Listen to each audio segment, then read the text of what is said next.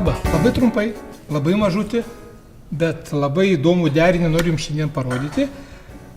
Šiuo atveju neapsigaukite ingredientų paprastumu. Vertinkime skonį.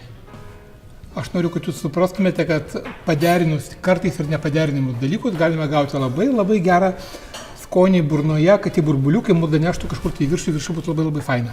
Taigi, indelis, čia bus ledai. Ledai vaniliniai. Tokie, kokį norit, blombyras, paprasti vaniliniai, ledai tikri vaniliniai, ledai su vanilinu, ledai su kažkokiais vanilės priedais, bet kad tai būtų vanilė. Vienas kaušelis ledų, grinai vienas kaušelis.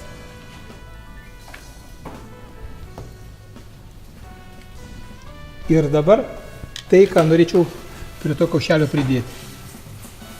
Alyvuogių aliejus, geras alyvuogių aliejus, nerūgštus pageidautina ir šiek tiek druskos. Juodos druskos šiuo atveju dėsiu aš. Jūs galite dėti baltą druską, bet su juoda bus geras kontrastas.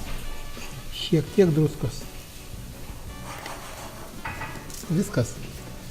Sūri druska, aliejus su savo skonių, tokių neutralių riebių, vaikščiojančių kažkur tai su lengva rūgštele, saldus ledai. Viskas susijungia ir gaunam šventę. Skanu, pagaukime.